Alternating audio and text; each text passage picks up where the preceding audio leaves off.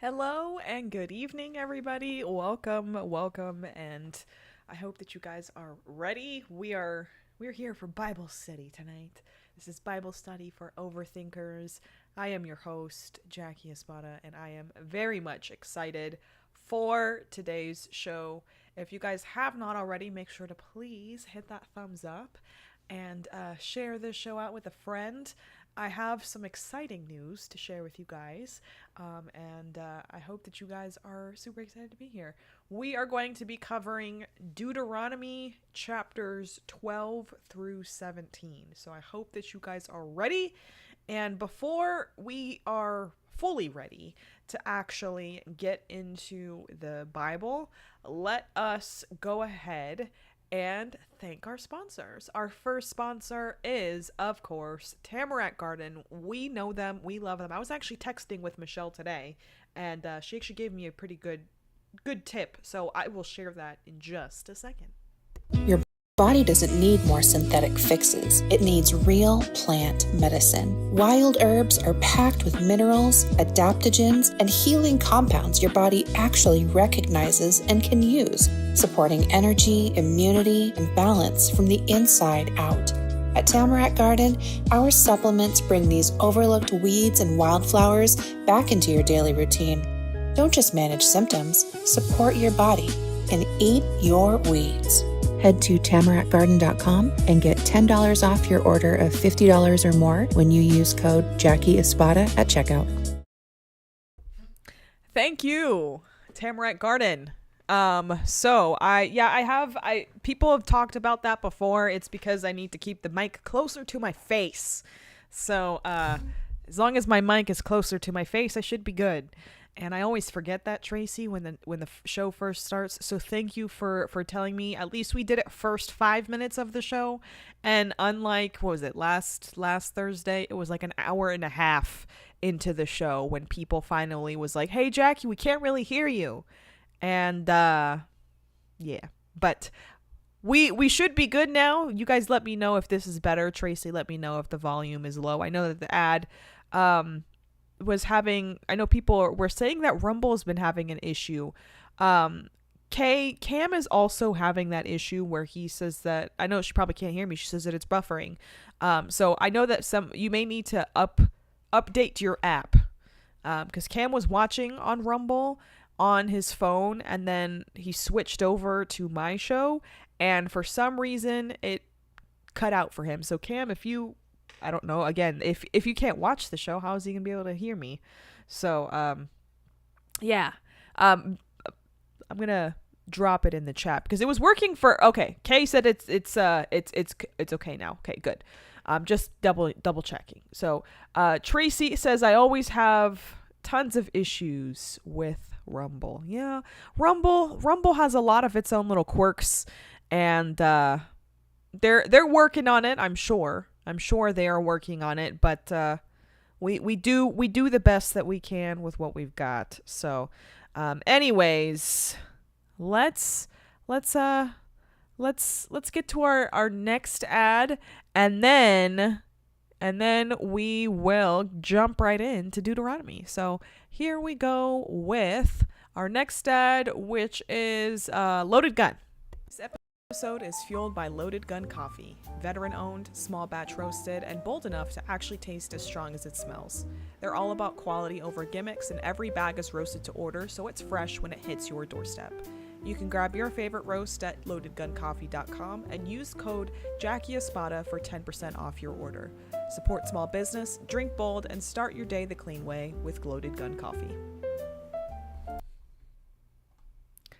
Thank you also to our friends over at Loaded Gun. I know it's nighttime and you're probably not thinking of your cup of coffee right now, like to drink it now, but you could always set yourself up for tomorrow. So thank you to Loaded Gun. You can use my code Jackie Espada for a little discount. And we'll get into the rest of our sponsors later on in the show. You guys came here for Bible study, did you not? So let's do some Bible study.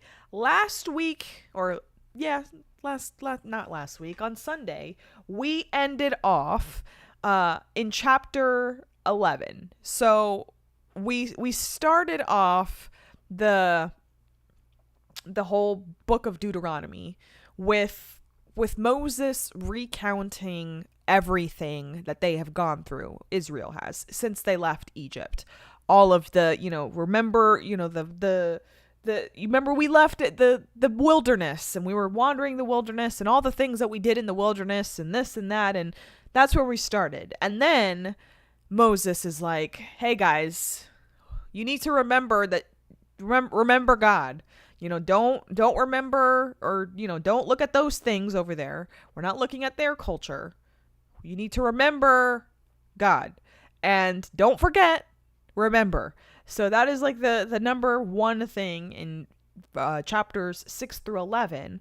Now in chapters 12 through 17, we see another shift. And we're going to be starting with chapter 12, and chapters 12 and 13 kind of go hand in hand, but these chapters begin shifting from remembering the past to practical instructions for life in the promised land. So, first thing Moses wants them to focus on is worship. So why worship? Well, what people worship shapes everything else. So we will see what Moses has to say. This is going to be a good one. We are starting, like I said, in chapter 12. You can, if you want to follow along, you can follow along in the She Reads Truth Bible. This is the Christian Standard Bible. I have a link for it in the description if you want to purchase it. That means that I also get a cut of the sale of whatever you purchase, and I appreciate it. So thank you. But let's get into it. Chapter 12. Chapter 12 starts off with the chosen place of worship. And it says, be careful to follow these statutes and ordinances in the land that the Lord, the God of your ancestors, has given you to possess all the days you live on the earth. So immediately, right out the bat, we see Moses saying that they need to carefully follow these commands in the land God is giving you. So, but, before he was just saying, these are all of the rules, these are all of the commandments. And now he's saying that you still have to, those were not just rules and things that you needed to follow in the wilderness. This is also something that you're going to need to follow in the land that he gave us. So just because we're entering a blessing does not remove the need for obedience. So that is that first sign there. Literally, like I said, right out the bat, starting with obedience right away. So that is where we're starting. Verse 2. Verse 2 says, destroy completely all the places where the nations that you are driving out worship their gods, on the high mountains, on the hills, and under every green tree. Tear down their altars, smash their sacred pillars, burn their Asherah poles, cut down the carved images of their gods, and wipe out their names from every place. So, God he's not playing any tricks. He's not playing any games. God commands them to destroy everything. All of the altars that they've made, all of their idols, all of their sacred poles, their high places, all of it. And why is that? Because we've talked about this in Leviticus and Numbers and now again in Deuteronomy, but compromise. Whatever is the poison that is in the group, that poison is then going to spread. Just like mold. If one piece of fruit gets mold, it's going to continue to spread to the rest of the basket. It's going to be slow, but it's still going to actually happen. And of course, if they leave any traces of anything behind, that's going to leave some temptation for them. And of course, that's where that poison starts to spread. So that is verse 3. Now verse 4 says, don't worship the Lord your God this way. Instead, Turn to the place the Lord your God chooses from all your tribes to put his name for his dwelling and go there. You are to bring there your burnt offerings and sacrifices, your tenths and personal contributions, your vow offerings and free will offerings, and the firstborn of your herds and flocks. You will eat there in the presence of the Lord your God and rejoice with your household in everything you do, because the Lord your God has blessed you. So I remember how I was saying that we're starting with worship. This is what we're talking about. God says, don't worship however you want or wherever you want. Worship at the place that I choose. So, worship was not meant to be something chaotic or mixed with any pagan practices or rituals or anything like that. It really is all about God. And God is going to decide how he is to be approached. It's God's way or no way. It's not some self-made religion or, some little rock that we're going to put our faith and trust in to get us out of the things. Because guess what? That rock is not going to do shit for you. Sorry for the language, but it's not. Anyways, verse 8. Verse 8 says, "You are not to do as we are doing here today. Everyone is doing whatever seems right in his own sight. Indeed, you have not come into the resting place and the inheritance the Lord your God is giving you. When you cross the Jordan and live in the land the Lord your God is giving you to inherit, and he gives you rest from all the enemies around you, and you live in security, then the Lord your God will choose the place you have this name dwell." Or will choose the place to have his name dwell. "Bring there everything I command you, your burnt offerings, sacrifices, offerings of the tenth, personal contributions, and all your choice offerings you vow to the Lord. You will rejoice before the Lord your God, you, your sons and daughters, your male and female slaves, and the Levite who is within your city gates, since he has no portion or inheritance among you. Be careful not to offer your burnt offerings in all the sacred places. You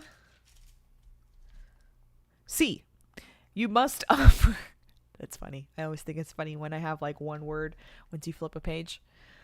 "You must offer your burnt offerings only in the place the Lord chooses in one of your tribes, and there you must do everything I command." So there's a lot going on there.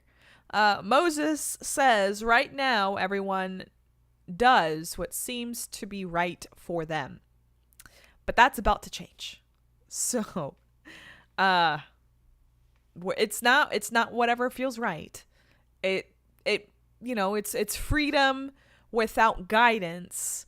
But if there's freedom without guidance, that ultimately leads to disorder. So, we're about to have some major order, major justice, and we're gonna have our great instructions again. Oh man, if you guys thought that you guys got away from all of the clean versus unclean practices for food, you were wrong. We're gonna read it again, and it's gonna be fantastic. We're not gonna read those until chapter 14, but in this right now we're gonna be talking about consuming blood again. I think we saw that in Leviticus. They talked a lot about blood in Leviticus. So here we go, verse 15. Let's see what it says. That's slaughtering animals to eat. Okay. Verse 15 says, "But whenever you want, you may slaughter and eat meat within any of your city gates according to the blessing the Lord your God has given you. Those who are clean or unclean may eat it, as they would a gazelle or deer. But they must not eat the blood. Pour it on the ground like water. Within your city gates you must not eat the tenth of your grains, new wine, or fresh oil, the firstborn of your herd or flock, any of your vow offerings that you pledge, your free will offerings, or your personal contributions. You are to eat them in the presence of the Lord your God at the place the Lord your God chooses. You, your son and daughter, your male and female slave, and the Levite who is within your city gates. Rejoice before the Lord your God in everything you do, and be careful not to neglect the Levite as long as you live in your land. When the Lord your God enlarges your territory as he has promised you, and you say, I want to eat meat, because you have a strong desire to eat meat, you may eat it whenever you want. If the place where the Lord your God chooses to put his name is too far from you, you may slaughter any of your herd or flock he has given you, as I have commanded you, and you may eat it within your city gates whenever you want. Indeed, you may eat it as the gazelle and deer are eaten. Both the clean and unclean may eat it. But don't eat the blood, since the blood is the life, and you must not eat the life with the meat. Do not eat blood, pour it on the ground like water. Do not eat it, so that you and your children after you will prosper, because you will be doing what is right in the Lord's sight. But you are to take the holy offerings, you and your vow offerings, and go to the place the Lord chooses. Present the meat and blood of your burnt offerings on the altar of the Lord your God.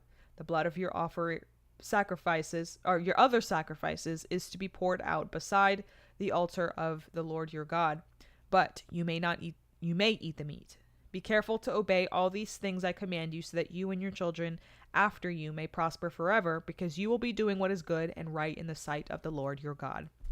So, the people are allowed to finally eat meat more freely now. Remember the whole thing, the debacle where, they were only allowed to really eat manna for the longest time because God was providing the manna. And then they started to complain. They're like, we should have never left Egypt. We got meat in Egypt, and everybody was just, being whiny babies, as they do. And they decided to just be like, you know what? God, we want meat. And God's like, oh, you want meat, you say? Okay. Well, I will give you so much meat that you will not be able to contain all of it. And then sent them like 1,000,001 quail. And I think they said that they had like enough for 30 days. And then, well, I think, didn't they all die or something?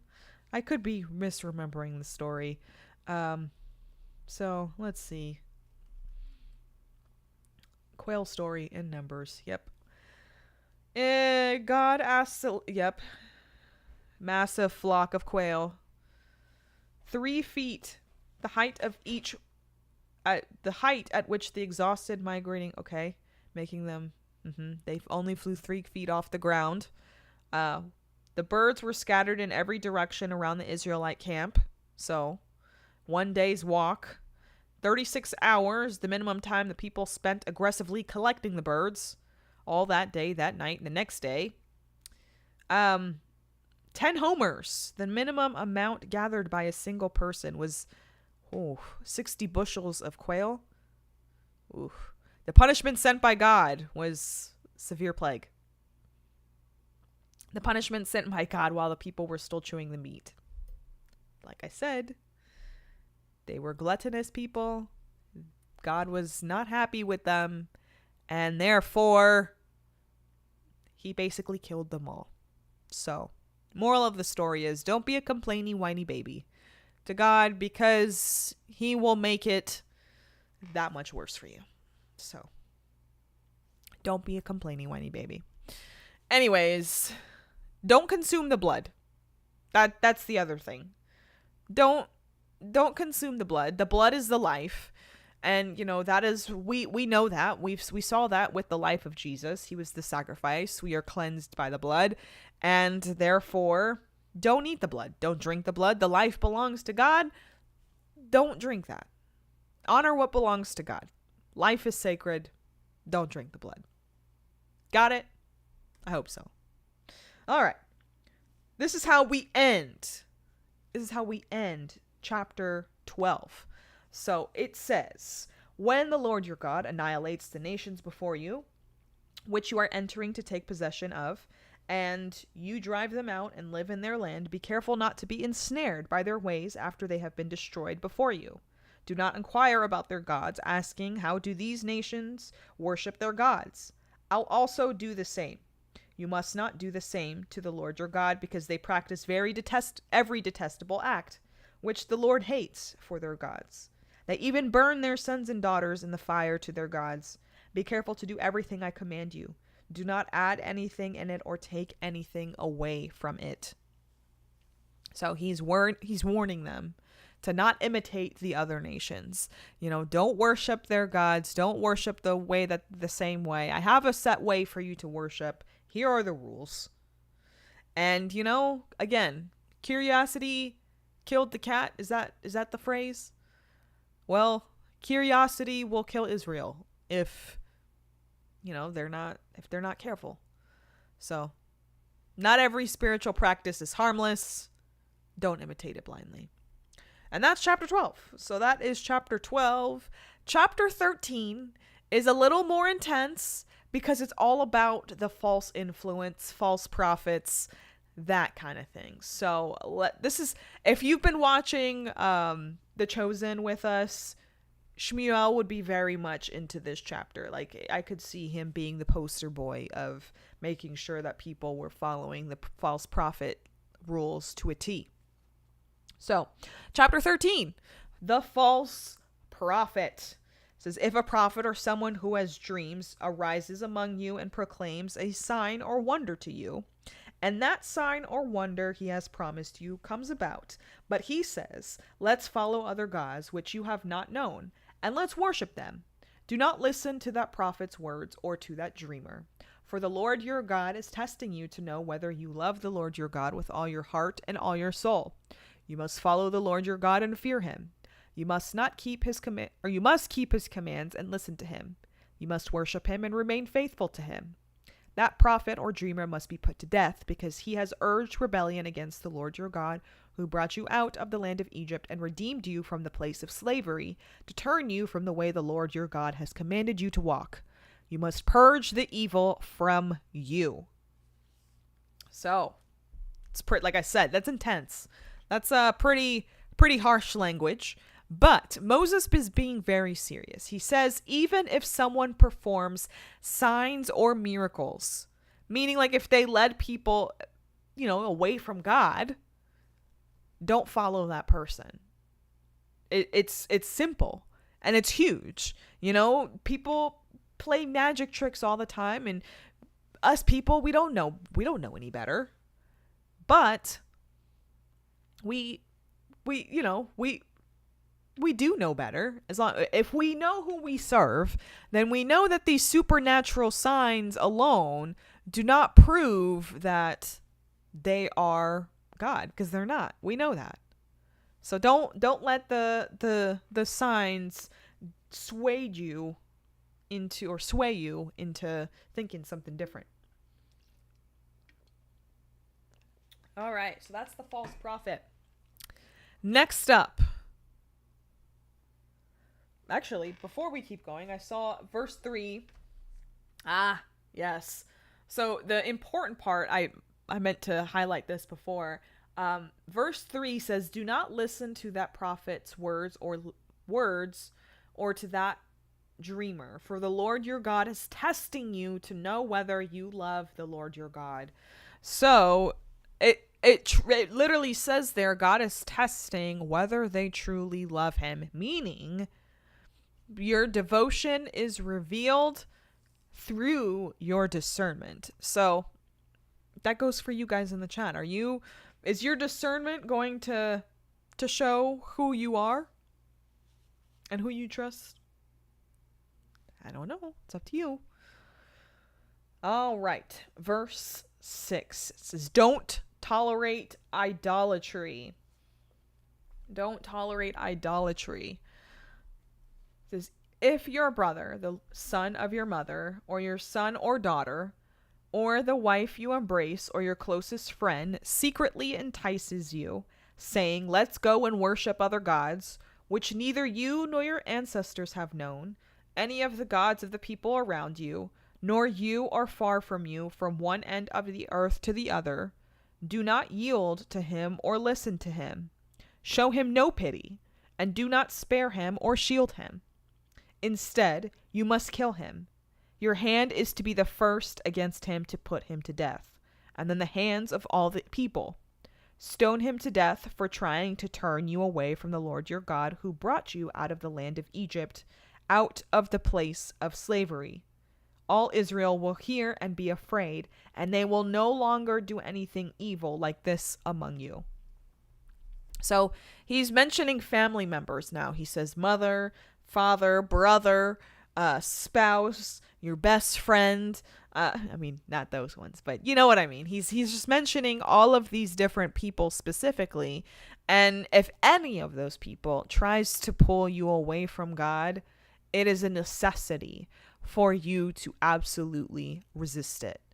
And he makes it so personal because, you know, it often comes, that compromise often comes through those trusted relationships. And I'm sure you guys have in the chat have experienced that, where, you know, you have a family member or a close friend that is trying to, you know, kind of sway you in one way or the other, but, you know, kind of nudging you away from God.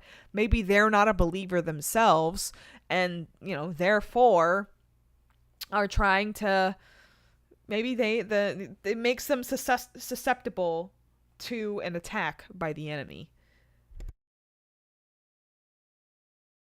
And if he has control over them, then, you know, maybe he can get into their mind and play some tricks. Who knows? But that is that. Let's see. Is this the end? Yeah. So this is how we end. Chapter 13 was a shorter chapter. Really doesn't talk a whole lot about, it's just talking about the false prophet stuff, but rules. Here we go with, this is chapter 13, verse 12. It says, if you hear it say about one of your cities the Lord your God is giving you to live in, that wicked men have sprung up among you, let the inhabitants of their city astray, and said, or led the inhabitants of their city astray and said, let's go and worship other gods which you have not known. You are to inquire, investigate, and interrogate thoroughly. If the report turns out to be true that this detestable act has been done among you, you must strike down the inhabitants of that city with the sword. Completely destroy everyone in it as well as its livestock with the sword. You are to gather all its spoil in the middle of the city square and completely burn the city and all its spoil for the Lord your God. The city is to remain a mound of ruins forever. It is not to be rebuilt.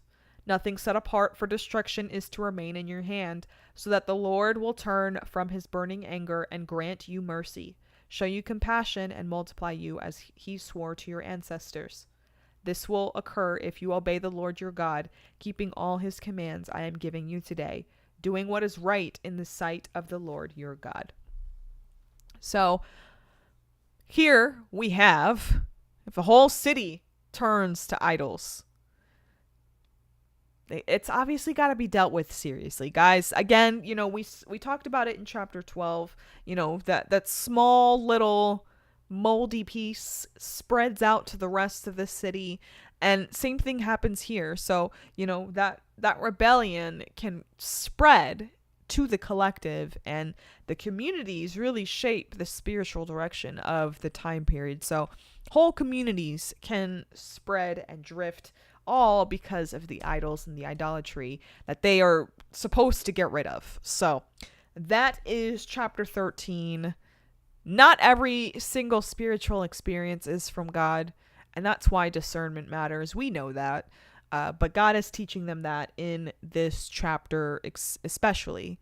But chapter 12, quick recap, worship God correctly. Chapter 13, guard against what corrupts worship.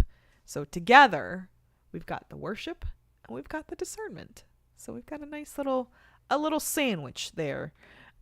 So that is that. And of course, we are going to continue right along. We've got chapter 14 now. Chapter 14 is a pretty decent one. And then after chapter 14, we'll pause again to do a quick break for our sponsors. So here we go. Chapter 14. So chapter 14 and chapter 15, again, buddies. And these chapters continue the theme of being set apart. So, like I said before, this is where we'll get into the clean versus unclean. We're going to get into the food. We're going to get into generosity and debt and care for the poor and freedom. And at first, it can feel kind of random, but the deeper theme underneath all of this is God's people should reflect his character in how they live, how they eat, how they give, and how they treat others too. So, that is chapter 14. Well, chapter 14 and 15. And chapter 14 is where we are starting. This is what it says. It says, forbidden practices. You are sons of the Lord your God. Do not cut yourselves or make a bald spot on your head on behalf of the dead, for you are a holy people belonging to the Lord your God. The Lord has chosen you to be his own possession out of all the peoples on the face of the earth. So, we're starting with mourning practices. And God tells them to not copy the pagan mourning rituals. And I initially was like, what is this? What is this? I have never heard of this little ritual here before. Apparently, what is it? Cutting bald spot.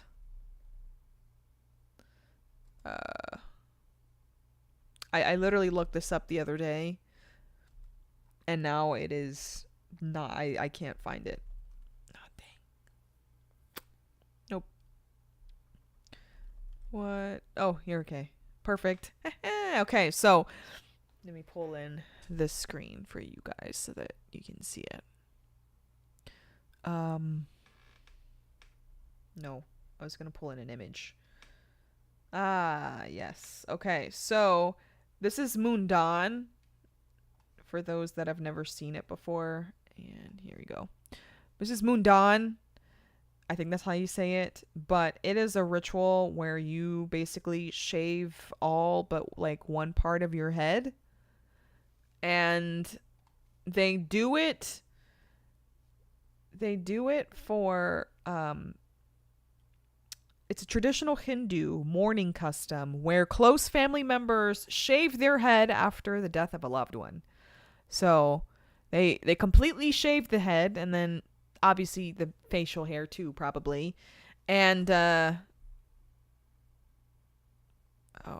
occasionally female relatives, but it's supposed to be like shedding of the ego and a purification, fresh start kind of thing. But it's supposedly like really common, but it's Hindu.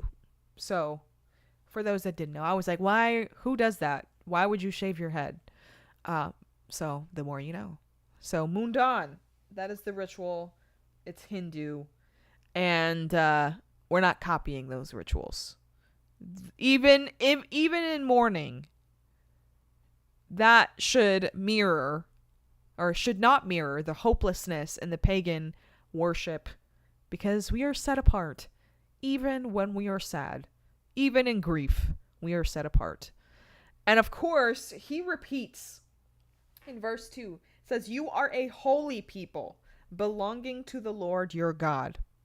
It's a reminder again. Remember, the past 13 chapters was Moses reminding the people, remember this, remember that. Hey, remember that Exodus, remember us walking in the wilderness and doing all of that. Remember they complained. Moses is trying to remind them of all of the things, and he's going to have to do it even with this. Remind them of who they are. They are chosen, they are holy, and, hopefully if he says it enough, it will penetrate into their thick skulls and become their identity, because that is who they are. And that's important information for them to recall. So, let's keep going. Oh man, this is our Leviticus practice all over again. Remember, why is God repeating this? It is an important information for us to remember. This is clean versus unclean foods again. So this is what you must and must not eat, I think. I think it's all things that we should not eat. All right. Verse 3 says, you must not eat any detestable thing.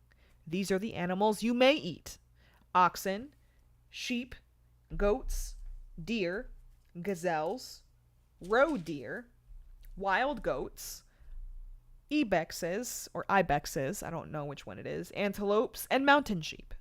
You may eat any animal that has hooves divided in two and choose the cud. But among the ones that chew the cud or have divided hooves, you are not to eat these: camels, hares, and hyraxes. Though they chew the cud, they do not have hooves. They are unclean for you. And pigs, though they have hooves or hooves, I don't know which one it is. Don't come at me for my pronunciation. It's fine. They do not chew the cud. They are unclean for you. They do not eat their meat or touch their carcasses. You may eat everything from the water that has fins and scales, but you may not eat anything that does not have fins and scales. It is unclean for you.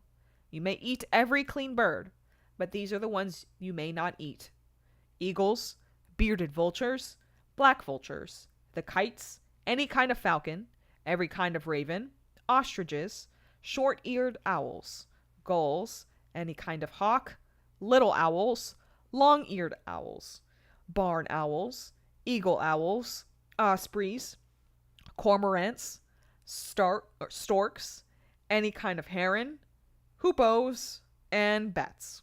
What is a hoopoe? Now I gotta look this up because I don't know. I've never heard of that. Let's see. Oh, that is a fun looking bird. I gotta pull in an image of this one. So let's pull this image in for you guys to see. Okay. Here it is. Look at that. Got hoopoe. This little fancy little fan headgear thing. He's a little cutie. I don't like birds though. Birds terrify the crap out of me. And yes, Jennifer Wright, into their stiff necks. That is it. But that is a hoopoe, I think. I don't know if that's how you pronounce it. Let me see. Let's go back here. How do you pronounce this?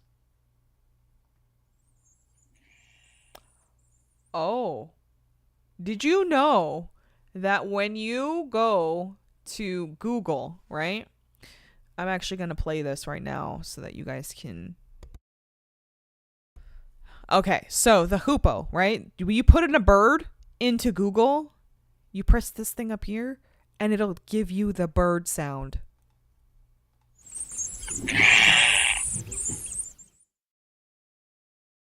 I mean, that's pretty cool.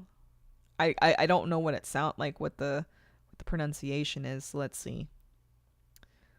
Is this how you? Dang, it's not gonna actually pronounce it for me. Oh wait, is this it? Nope, that's not it.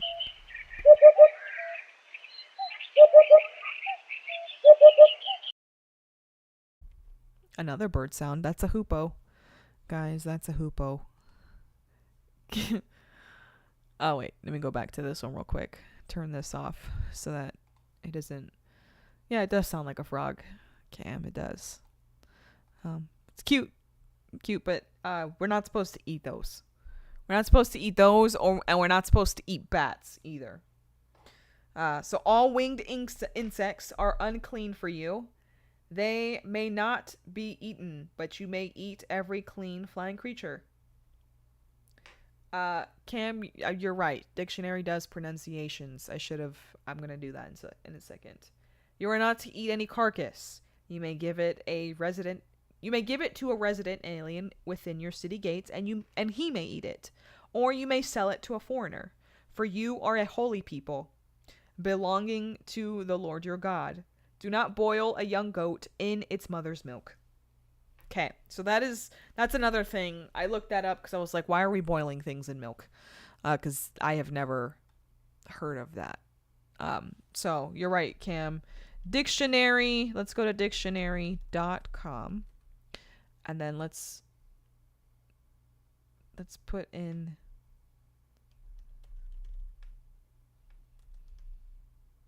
I gotta go to like this one. Okay, so hoopoe. Alright, so let's see.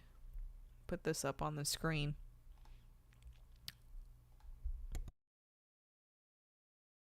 Hoopoo. Oh, we were wrong. It's a hoopoo. It is a hoopoo. I thought it was a hoopo, and it would have, Amber, you would have been right. We should name. I'm actually a big fan of this whole thing. Oops. Hey, that's us. But where is this now? Okay. She said we should name him Brian, and then he would be Brian Hoopo. However, it's a hoopoo, and I'm very disappointed now. I guess we should listen to it again, just to double check. Hoopoo. No, I don't like it. It needs to be hoopo. Hoopo is the real thing. It's not a hoopoo. I don't accept Merriam-Webster. Don't accept. So don't eat those. Don't eat birds that have fancy hair pieces. Yeah. You were onto something though, Amber. You really were. But anyways, back to this. The last thing, we're just, we've got our daily habits. We're reinforcing the identity. I get it. Unclean food. We're set apart. Got it. Verse 21. Do not boil a young goat in its mother's milk. I was very confused by that. I looked it up. It is likely connected to a pagan fertility ritual. Again, we're not blending with pagan practices. Don't do that ritual. I will bless you if you're going to have a child, is basically what God is saying. So that is that. Let's keep going. We're going to be talking about tithing now. And I think that is how we are ending this chapter. So a tenth for the Lord. This is chapter 14, verse 22. It says, each year you are to set aside a tenth of all the produce grown in your fields. You are to eat a tenth of your grain, new wine and fresh oil, and the firstborn of your herd and flock in the presence of the Lord your God at the place where he chooses to have his name dwell, so that you will always learn to fear the Lord your God. But if the distance is too great for you to carry it, since the place where the Lord your God chooses to put his name is too far away from you, and since the Lord your God has blessed you, then exchange it for silver. Take the silver in your hand and go to the place the Lord your God chooses. You may spend the silver on anything you want: cattle, sheep, goats, wine, beer, or anything you desire. You are to feast there in the presence of the Lord your God and rejoice with your family. Do not neglect the Levite within your city gates, since he has no portion or inheritance among you. At the end of every 3 years, bring a tenth of all your produce for that year and store it within your city gates. Then the Levite who has no portion or inheritance among you, the resident alien, the fatherless, and the widow within your city gates may come, eat, and be satisfied. And the Lord your God will bless you in all the work of your hands that you do. So the people are commanded to tithe from their produce yearly, because of course that teaches dependence and gratitude towards God. But it's also interesting because he incorporates that they are supposed to enjoy part of it together before God. It's not just a worship. It's not just like a one-way street kind of thing. It includes celebration and generosity. So we're celebrating God's provision and also giving back to him. So I love that. It's a really, really great visual. So the last two things though we talk about is, every third year. So every third year, part of the tithe supported the Levites, the foreigners, any orphans or widows. Because of course, God's people are responsible for caring for the vulnerable people, and blessing should always overflow to others. So that is chapter 14. We will jump right into chapter 15 in just a second, but we're going to pause real quickly for a word from our last two sponsors of the show. First one being, let's see. Okay, hello. First one being Rumble Wallet. Make sure this is working. Perfect.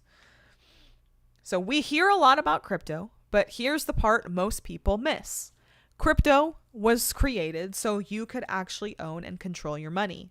After the 2008 financial crisis, Bitcoin was designed as an alternative to banks, so instead of a bank holding your money, delaying transfers, or limiting access, you're in control. And if you've ever had to wait for a transfer to clear, you've felt that problem. Now, fast forward to today, everyone's heard of crypto, but getting started feels complicated. That's exactly why I use Rumble Wallet. It takes all that complexity and makes it simple. Choose what you want: Bitcoin, dollar-backed stablecoins, or even digital gold backed by real gold. No complicated setup. It connects with MoonPay so that you can use your credit card, debit card, or bank and be up and running in minutes. Once you're set up, you can even support your favorite Rumble creators like me directly. So do this now, scan the QR code or click the link in the description and download Rumble Wallet. From there, you can set up your wallet, tap buy, and you're in the game. In just a few minutes, you can go from hearing about crypto to actually owning some. So thank you to Rumble Wallet. And I also want to thank our last sponsor, which is In His Word. I'm so excited about a woman-owned, family-run Christian brand from the Pacific Northwest. 3 sisters and their moms started this business out of their kitchen, creating faith-based apparel and home goods designed to keep us rooted in God's Word. Every design is prayed over, crafted by hand, and made with the mission of helping you carry Scripture into your everyday life. Whether it's a bold reminder or something more subtle that keeps your heart steady, you can shop their collection at inhisword.us and use my code JackieEspada for $10 off orders over $70. That's inhisword.us. Faith you can wear and carry wherever you go.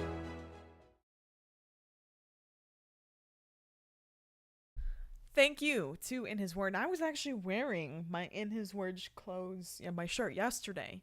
So if you are on my social media accounts and you were following along, you probably saw me wearing that.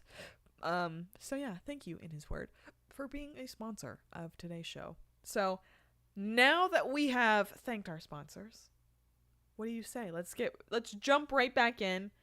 I'm trying to keep these Bible studies a little bit shorter, just for, attention spans, but also I have been doing something specifically for you guys too. If you guys want to dig deeper into these different Bible studies and kind of get my thoughts, all in one place, you can go to my Substack, JackieEspada.com, and you can actually find my new Bible study series that I've been doing over there.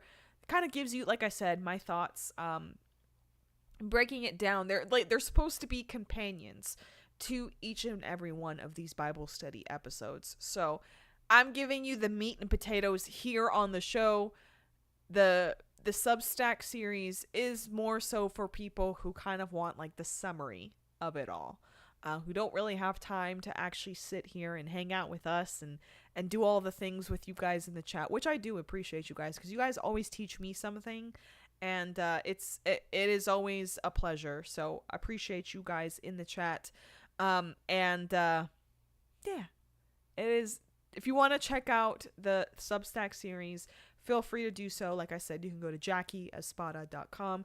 It is a paid series right now, and I know that you guys here, if you guys are my loyal people here in my Bible study,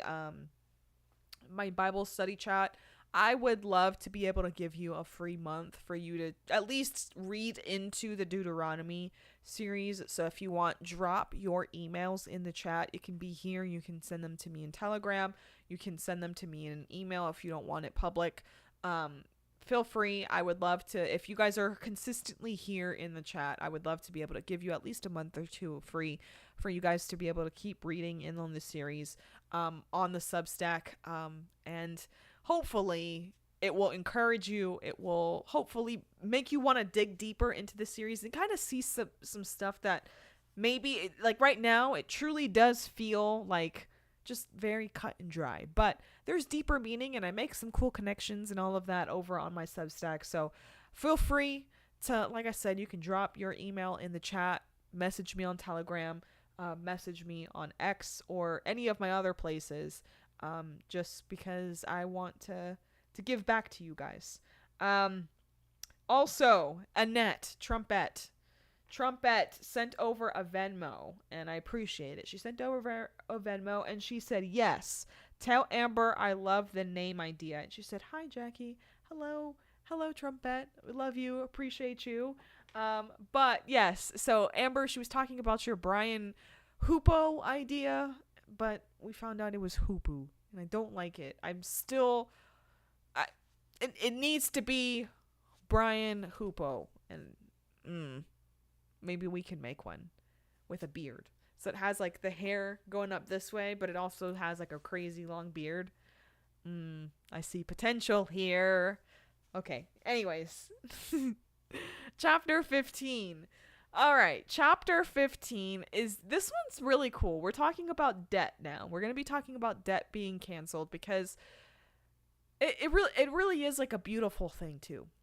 Because it reveals God's heart.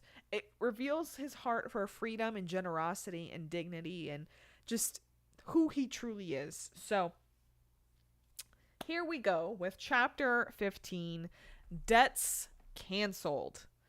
At the end of every 7 years, we must cancel debts. This is how to cancel debt. Every creditor is to cancel what he has lent his neighbor. He is not to collect anything from his neighbor or brother, because the Lord's release of debts has been proclaimed. You may collect something from a foreigner, but you must forgive whatever your brother owes you. There will be no poor among you. However, because the Lord is certain to bless you in the land the Lord your God is giving you to possess as an inheritance, if only you obey the Lord your God and are careful to follow every one of these commands I am giving you today. When the Lord your God blesses you as he has promised you, you will lend to many nations, but not borrow. You will rule many nations, but they will not rule you. So, canceling debts every 7 years. I wish they would do that now, but honestly, they need to just get rid of taxation completely. But we'll talk about that another time. But every 7 years in this system, debts were released. God didn't want poverty and oppression to become a permanent cycle, at least in my opinion. You know, he values restoration over the endless crushing debt. And, you know, he built in a reset into the system, which, again, I wish they would do nowadays, but I don't make the rules. So, chapter 15, verse 7. This is lending to the poor. If there is a poor person among you and one of your friends within any of your city gates in the land the Lord your God is giving you, do not be hard-hearted or tight-fisted toward your poor brother. Instead, you are to open your hand to him and freely loan him enough for whatever need he has. Be careful that there isn't this wicked thought in your heart.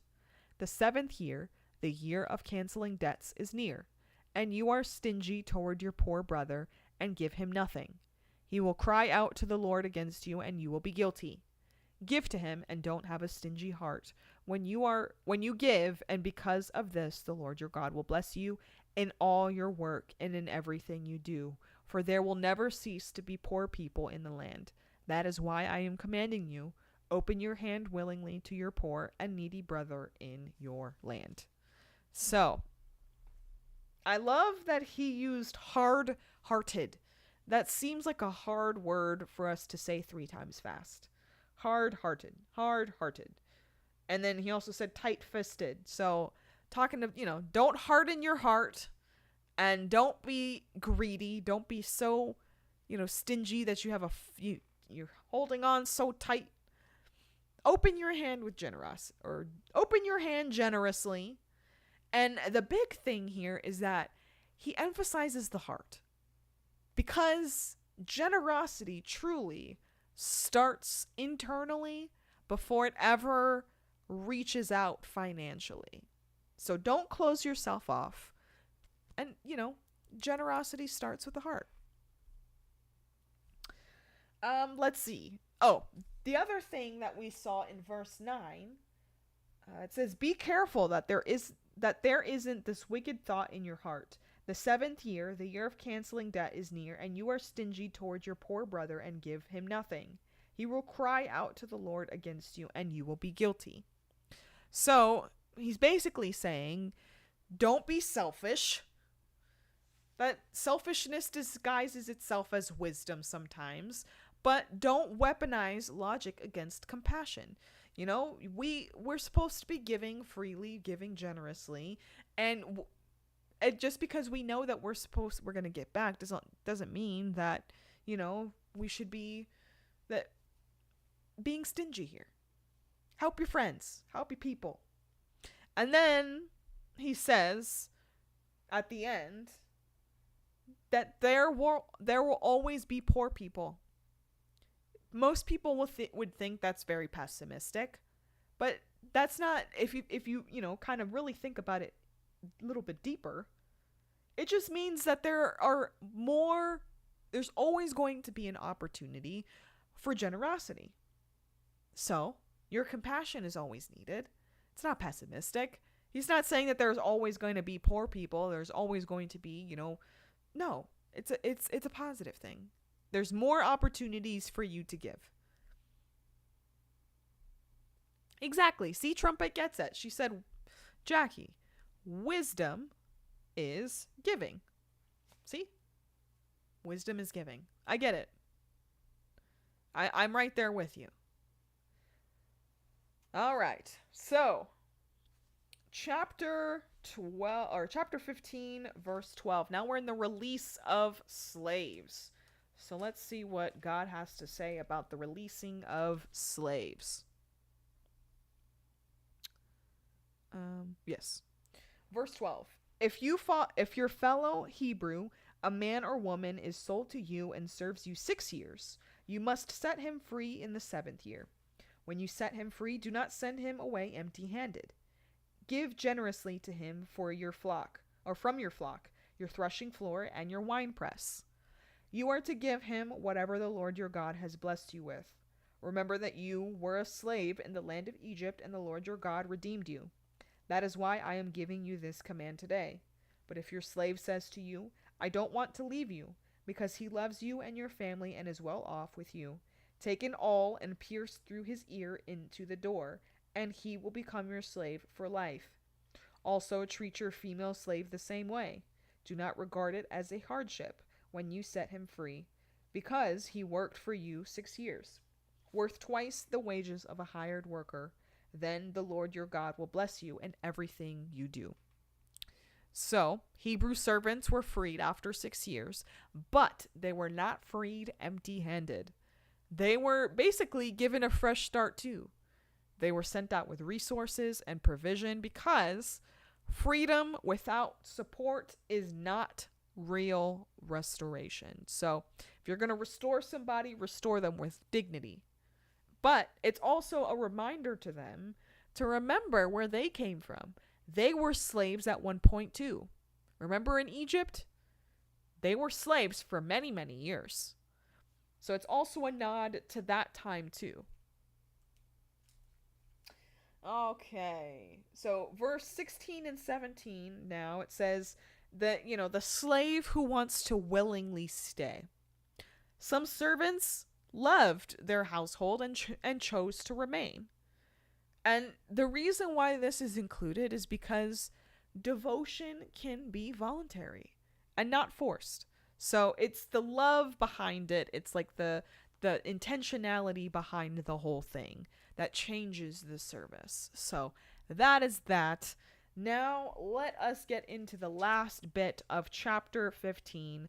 This is the consecration of firstborn animals. Of course, we know everything that is firstborn belongs to God, and God is just repeating that because he wants us to remember. Verse 19. Consecrate to the Lord your God every firstborn male produced by your herd and flock.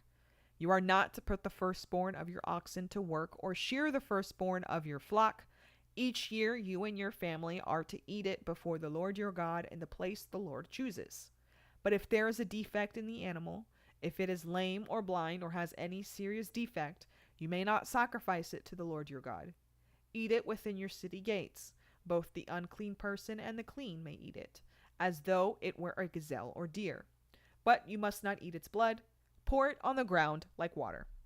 So again, give God the first, give the best. That belongs to him. That's it. So chapter 14, remember, live set apart. Chapter 15, we're supposed to be living open-hearted. Holiness and generosity, they belong together. So that is what we're doing. And the last two chapters that we are going to be getting to today is chapter 16, chapter 17. We talked about, the day-to-day kind of life, debts, all of those things. Now these chapters move into celebration. We get the festivals. We get a little bit of celebration, not too much.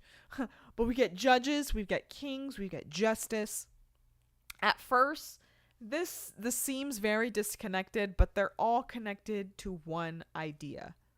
A healthy society depends on worshiping God rightly and leading people justly. So, this is how we are going to be ending today. Chapter 16 and then chapter 17. Chapter 16 is a shorter chapter, so it won't take us very long to get through.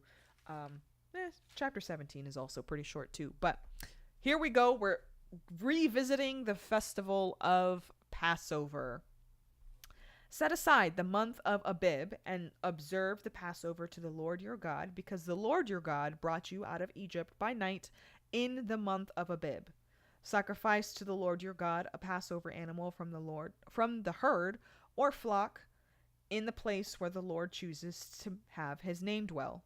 Do not eat leavened bread with it. For 7 days you are to eat unleavened bread with it, the bread of hardship, because you left the land of Egypt in a hurry, so that you may remember for the rest of your life the day you left the land of Egypt. No yeast is to be found anywhere in your territory for 7 days, and none of the meat you sacrifice in the evening on the first day is to remain until morning. You are not to sacrifice the Passover animal only in any of the towns the Lord your God is giving you. Sacrifice the Passover animal only at the place where the Lord your God chooses to have his name dwell. Do this in the evening as the sun sets at the same time of day you departed from Egypt. You are to cook and eat it in the place the Lord your God chooses, and you are to return to your tents in the morning. Eat unleavened bread for 6 days. On the 7th day there is to be a solemn assembly to the Lord your God. Do not do any work. So we're just reminding them to celebrate the Passover. Remember, we're repeating this feast so many times because people often forget their deliverance so quickly. We saw it. They were wandering for 40 years and they complained every single day, I'm sure. And Passover is the reminder that, you guys were once slaves too, and God rescued you. So remember that rescue and the freedom that came from God. So that is the first festival. Before we keep going though, in verse 3, we talk about the unleavened bread again. And in some Bibles, or this one, my Bible calls it the bread of hardship. Some Bibles call it the bread of affliction. And the reason why they do that is because it's symbolic. It is supposed to be a reminder to them of the hardship and the urgency and having to leave Egypt so quickly. So again, don't romanticize slavery just because freedom gets hard sometimes. So remember where you came from. Next up is the Festival of Weeks. So we got the Passover festival. Now we're going to get into some more joyful celebrations. So here we go. The Festival of Weeks. You were to count 7 weeks, counting the weeks from the time the sickle is first put to the standing grain. You are to celebrate the festival of weeks to the Lord your God with a free will offering that you give to in proportion to how the Lord your God has blessed you. Rejoice before the Lord your God in the place where he chooses to have his name dwell. You, your son and daughter, your male and female slave, the Levite within your city gates, as well as the resident alien, the fatherless, and the widow among you. Remember that you were slaves in Egypt. Carefully follow these statutes. So unleavened bread would, yeah, it would technically be like a flatbread. Wouldn't it be like a pita? Like a matzah? Yeah. Matzah's naan bread is another unleavened bread. Flat bread. So yeah, any of those types of breads, as long as it doesn't have yeast in it, would be considered an unleavened bread. So yeah, but anyways, Festival of Weeks. This festival or feast celebrated harvest and provision. You know, again, rejoice before God. It included everybody. It included the servants and the Levites and the foreigners and the widows and the orphans. And the reason why we're including everybody is because God's blessings are meant to overflow. And this is the celebration that shows shows everybody that. All right, the next, I think this is the final festival. The final festival is the Festival of Tabernacles, or the Festival of Shelters. This is chapter 16, verse 13. It says, you are to celebrate the Festival of Shelters for 7 days when you have gathered in everything from your threshing floor and winepress. Rejoice during your festival, you, your son and daughter, your male and female slave, as well as the Levite, the resident alien, and the fatherless, and the widow within your city gates. You are to hold a 7-day festival for the Lord your God in the place he chooses, because the Lord your God will bless you in all your produce and all the work of your hands, and you will have abundant joy. All your males are to appear 3 times a year before the Lord your God in the place he chooses, the festival of unleavened bread, the festival of weeks, and the festival of shelters. No one is to appear before the Lord empty-handed. Everyone must appear with a gift suited to his means, according to the blessing the Lord your God has given you. So that is where we're ending, right? The feast, the Feast of Tabernacles remembers the wilderness wandering and God's provision. So why are we ending the festival section with joy? Because it's something that we should be grateful for. It's not an obligation. He could have easily just left us all to die, but that's not the case at all. ZBM in the chat. She must have just joined us. She just said boiling a goat in milk. What did I miss? You missed the clean versus unclean food practices in chapter, was it 14 today of Deuteronomy. Yeah, if you missed it, I highly encourage you go back and watch it. It was a good section. So yeah, you're not supposed to do that. No boiling of, I think it's mother's milk. You're not supposed to boil a goat in its mother's milk. Not a thing. And the reason, supposedly also, ZBM, the reason why they did it is supposedly is a fertility ritual.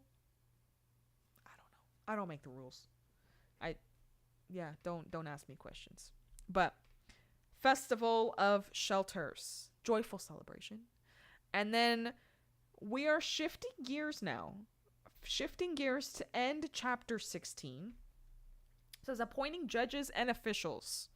Now we moved from worship and now we're going to go into justice. So, here we go. Appoint judges and officials for your tribes in all your towns to the Lord your God is giving you. They are to judge the people with righteous judgment. Do not deny justice or show partiality to anyone. Do not accept a bribe, for it blinds the eyes of the wise and twists the words of the righteous. Pursue justice and justice alone, so that you will live and possess the land the Lord your God is giving you. So, we're connecting worship and justice. Spiritual health and justice are tied together. Judges are supposed to avoid bribery, and they are supposed to judge fairly. Again, corruption destroys communities, and I'm not even gonna lie. After this show, I am very much excited to be done with Bible study. Not because I don't love Jesus and I don't love doing Bible study with you guys, but Cam and I have been watching the Lincoln Lawyer on Netflix, and we have like 3 episodes left in the season, and it is heating up. Okay, we're on season 4, and I need to know what happens to my guy. So, yeah. If you guys haven't watched The Lincoln Lawyer, I highly encourage you to watch it. It's a good show. Has you on the edge of your seat every single time. And, yeah. It's all right. Anyways, let's keep going. Not that we're done with chapter 16. There's like a little bit more, but this kind of bleeds into chapter 17 a little bit. So I'm going to start it, and then we will, keep going. Forbidden worship. Chapter 16, verse 21 says, "Do not set up an Asherah of any kind of wood next to the altar you will build for the Lord your God, and do not set up a sacred pillar. The Lord your God hates them." So that is how we end chapter 16. Sorry, that's verse 20. But we're warning them about sacred poles again. Remember before, God forbid the idol-related worship objects, and this is how we're ending again, because, that false worship corrupts the society. We're not trying, he's appointing judges and officials. They can be corrupted. We're not trying to corrupt the people, okay? Don't do it.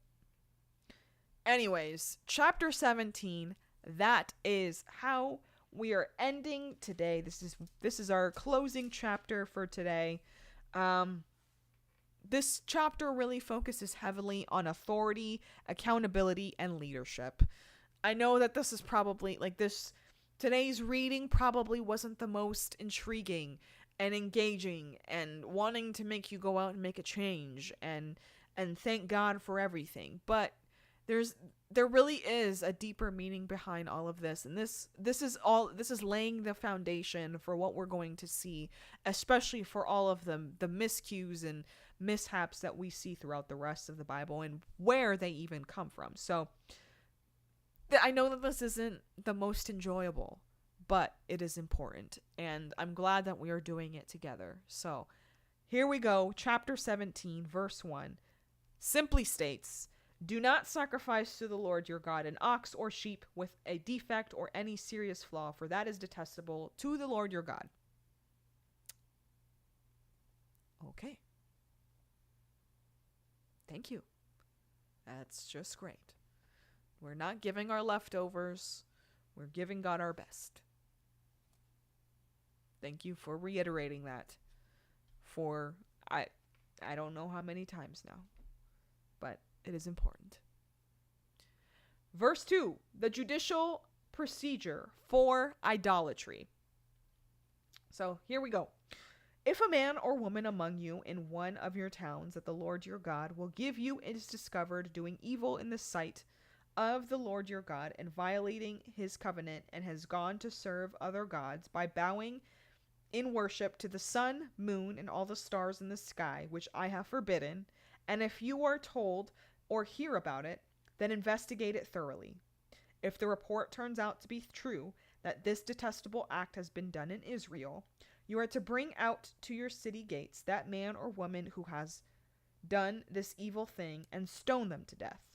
The one condemned to die is to be executed on the testimony of 2 or 3 witnesses. No one is to be executed on the testimony of a single witness. The witness's hands are to be the first in putting him to death, and after that, the hands of all the people. You must purge the evil from you." That's very tough.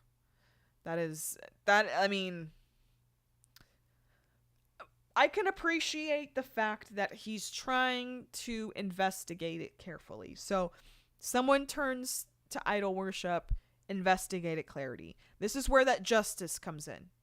We're emphasizing the witnesses. We want 2 to 3 witnesses.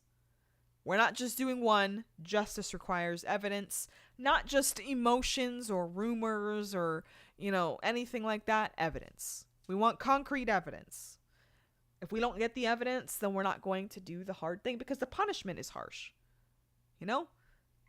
Punishment has to fit the crime.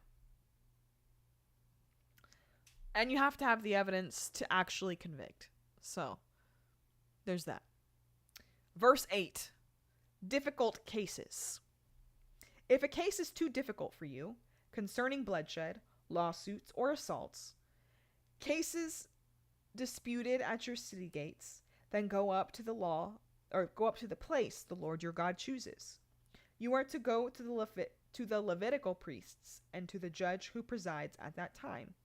Ask, and they will give you a verdict in the case. You must abide by the verdict they give you at the place the Lord chooses. Be careful to do exactly as they instruct you. You must abide by the instruction they give you and the verdict they announce to you. Do not turn to the right or the left from the decision they declare to you.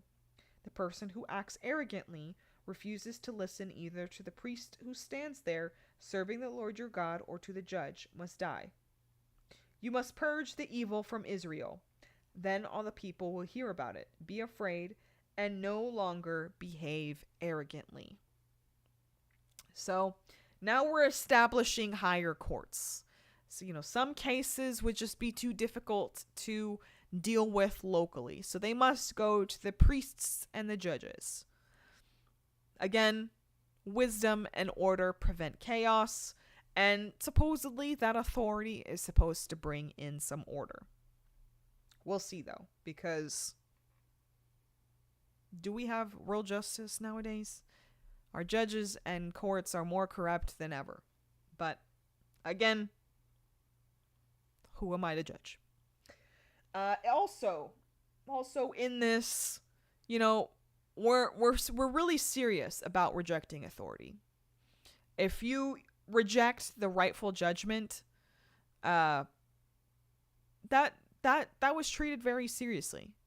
Rebellion spreads chaos, and they're trying to nip that right away. So that is that. Let's see. Is this how we're ending? Is this the last little bit? 14. Yeah, this is the last bit of chapter 17, and this is where we are ending our Bible study for this evening. It is appointing a king. So let's see, how are we supposed to do this? It says, when you enter the land the Lord your God is giving you, take possession of it, live in it, and say, I will set a king over me like all the nations around me. You are to appoint over you the king the Lord your God chooses. Appoint a king from your brothers. You are not to set a foreigner over you, or one who is not of your people. However, he must not acquire many horses for himself or send the people back to Egypt to acquire many horses, for the Lord has told you, you are never to go back that way again. He must not acquire many wives for himself so that his heart won't go astray. He must not acquire very large amounts of silver and gold for himself. When he is seated on his royal throne, he is to write a copy of this instruction for himself on a scroll in the presence of the Levitical priests. It is to remain with him, and he is to read them from it all the days of his life, so that he may learn to fear the Lord his God, to observe all the words of this instruction, and to do those statutes. Then his heart will not be exalted above his countrymen. He will not turn from this command to the right or the left, and he and his sons will continue reigning many years in Israel. So, Moses predicts that they'll eventually want a king. And that's an interesting detail, that God doesn't necessarily forbid it at all. No, what he does is he gives boundaries. They can't have a king that will multiply horses or wives or wealth, because those things lead to pride and dependence on power and divided hearts. And, it's especially interesting, we're not going back. toward the systems of dependence and oppression, kind of like the systems they had in Egypt. You know, we're not trusting in human strength or anything like that. So the way that the law was supposed to be fulfilled, the king was supposed to copy the law himself. The king had to handwrite a copy, and he was supposed to read it daily. Again, leaders are not above God's word. Leadership must stay humble and accountable, and they need to make sure that they know what's going on with the law too. So that is chapter 17. Again, probably not the most enjoyable content, but important content. And of course, like I said, chapter 16, worship and justice in society together. Chapter 17 is leadership under God's authority. And together, healthy worship produces healthy leadership and justice. So that's why they're all really important. So I hope that wasn't super, super boring for you guys. That is our Bible study for today. Before we head out, let's go ahead and pray. And then I will read rants and whatever coffees or anything like that came through. Give you guys some updates on some things, and then I'll get you guys on out of here. See, I'm trying to keep it at an hour and a half, and I'm doing really pretty good at it. I'm at 1 hour and 26 minutes. So let me take a drink of water, and then we will get back into praying. All right. Thank you, Lord, for another beautiful day. Lord, thank you for another opportunity to come together and bless you and glorify you and give you thanks. Lord, we thank you for the book of Deuteronomy. Lord, I know it is not the most engaging and enticing and inviting, Lord, but it is definitely necessary, Lord. It sets the foundation for the blessings that you are going to provide for your people. And also, I mean, I see the parallels with what we're dealing with today too, Lord. So thank you for a blueprint for us to be able to walk through. Lord, thank you for another day to come together. And Lord, thank you for every single person who is watching this right now, whether they are watching live or on replay. Lord, I ask you to come to their life right now and fill whatever need they have, whether it be emotional healing, physical healing, financial healing, whatever it is, Lord, you know what it is. And I know that you will provide and fulfill whatever need they have right now, Lord, because we know that you are the God of completeness and of wholeness, and it's already done in your name. Lord, we thank you for the president. Lord, we ask you to keep him safe and keep our nation safe. Lord, we ask you to give them the wisdom to be able to guide us and make all the good decisions for us. Lord, I ask you to continue to give us discernment. Lord, I ask you to continue to give us protection as we go into the weekend. Lord, give us an opportunity to rest and honor you in whatever way you see fit this weekend, Lord. We thank you, we bless you, we honor you, and we give you thanks. In Jesus' name I pray. Amen. And like Amber said in the chat, she said, hit the thumb if you haven't already. So yeah, thank you guys for being here. And yeah, before we get out of here, really quickly, I wanted to, where is it? I wanted to thank ZBM. You can see it on the screen for $5. She said, absolutely late, but will be rewatching the show. As always, very much appreciate this show and all the much needed information and knowledge. Hope you all are having a great night, and salute. Thank you, ZBM. You are truly appreciated. And I know that I read off Trumpet's earlier Venmo as well. So I'm double checking to make sure that I didn't miss anybody else. Real quick, just wanted to bring this up for you guys if you guys wanted to check these out. Here we go. Go here.